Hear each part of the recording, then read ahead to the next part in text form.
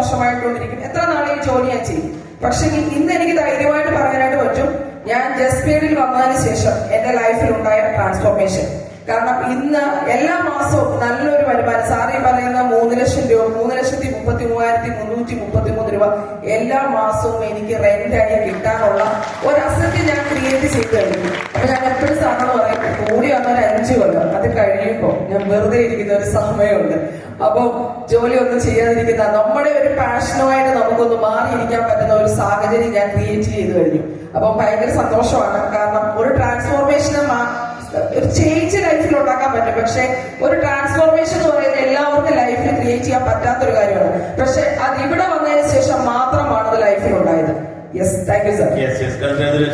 അല്ലേ, ഇവിടെ മനസ്സിലാക്കണം എന്താ, ആ ഒരു ബേക്കറിൽ നിന്ന് 50,000 വരുമാനം മേടിച്ച ഒരാളിൽ നിന്നും 3 കോടിയുടെ അസറ്റിന്റെ ഓണറായിട്ട് മാറി എന്നുള്ളത്.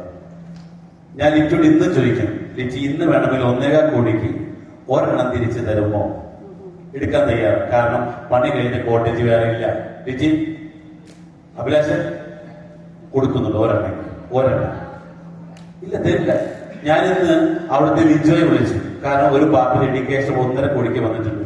ലിജോയ്ക്ക് പണ്ട് കൊടുത്തത്, ലിജോ ഒരെണ്ണം തരില്ല. കാരണം എന്താ, പൊന്മുട്ടയിടുന്ന താറാവിനെ ആരും കൊല്ലില്ല. അല്ലെ? അപ്പൊ എപ്പോഴും നമ്മൾ ഇൻവെസ്റ്റ്മെന്റ് ചിന്തിക്കേണ്ട കാര്യമാണ്, പൊന്മുട്ടയിടുന്ന താറാവിനെ കൊല്ലരുത്, വിൽക്കരുത്. ഈ താറാവ് ഇടുന്ന മുട്ട വിറ്റ് വേണം ജീവിക്കാനായിട്ട്. അപ്പൊ ഇൻവെസ്റ്റ്മെന്റ് പാർട്ട് എപ്പോഴും ചിന്തിക്കേണ്ടത്, നമ്മൾ ഇൻവെസ്റ്റ് ചെയ്താൽ അതിന് മുട്ട വിട്ട് ജീവിക്കാനേ പാടുള്ളൂ. ഇൻവെസ്റ്റ്മെന്റ് എമൗണ്ട് തിരിച്ചെടുക്കരുത്. കാരണം നമ്മൾക്ക് നാളെ മരണം വരെ ജീവിക്കണമെങ്കിൽ എന്ത് വേണം? പണം വേണം. ആ പണത്തിന് നമ്മളൊരു ടീച്ചർ 2 താറാവിനെ മേടിച്ചു. ഈ താറാവ് എന്ത് ചെയ്യുന്നുണ്ട്? ഇപ്പൊ തന്നെ മുട്ടിട്ട് തുടങ്ങി. ഈ താറാവിന് എന്ത് ചെയ്യും? ജനുവരി മാസം മുതൽ 2 മുട്ടയിട്ട് തുടങ്ങും. അല്ലെ, മുട്ടയുടെ വലുപ്പം കൂടും, എണ്ണം കൂടും. അതിനനുസരിച്ച് ജീവിതത്തിൽ വീണ്ടും വ്യത്യാസങ്ങൾ വരും. ഓക്കെ, അപ്പൊ ഇവിടെ പറഞ്ഞൊരു കാര്യം, അവിടെ നമ്മൾ ഒരു ട്രാൻസ്ഫോർമേഷൻ അല്ലെ.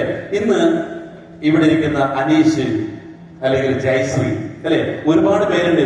അവർ ഓൾറെഡി അന്ന് എന്തോ ഞാൻ നിർബന്ധിക്കാത്ത പേരിലായിരിക്കും ഒരു പക്ഷേ അന്ന് അവർ വാങ്ങിയില്ല. കാരണം ലിറ്റിയുടെ കയ്യിലൊന്നും പൈസ ഇല്ല, ജയശ്രീയുടെ കയ്യിലൊന്നും പൈസ ഇല്ല അല്ലെ. പക്ഷെ ഇവരുടെ കയ്യിലൊന്നും പൈസ ഇല്ല. പക്ഷേ അത് ചില ആളുകൾക്ക് ചില സമയത്താണ് അല്ലെ ഇതെനിക്ക് വേണം എന്നൊരു തോന്നുന്നത്. അപ്പോൾ ഇതിൽ നമുക്ക് പഠിക്കേണ്ട കാര്യം, ഇന്ന് ഇവിടെ ഇരിക്കുന്ന സ്ത്രീകൾക്ക് എല്ലാവർക്കും പുരുഷന്മാരെക്കാൾ കഴിവ് കൂടുതലുണ്ട് തീരുമാനങ്ങൾ എടുക്കാൻ. പക്ഷേ ഇവിടെയുള്ള സ്ത്രീകൾക്കെല്ലാം ഒരു പ്രശ്നമുണ്ട്. ചെറുപ്പത്തിലെ തന്നെ 4 വയസ്സ് മുതൽ 12 വയസ്സിനുള്ളിൽ വീട്ടിലെ പേരൻസ് പറയും, നീ പെണ്ണാണ്, നീ അടങ്ങി നിൽക്കേണ്ടവളാണ്, വേറൊരുത്തരുടെ വീട്ടിൽ പോയി ജീവിക്കേണ്ടവളാണെന്ന് പറഞ്ഞ് അവളെ എന്ത് ചെയ്യും അല്ലെ, അടിച്ചൊതുക്കി വീട്ടിലിട്ടു. അതിനുശേഷം 14 വയസ്സ് കഴിഞ്ഞപ്പോ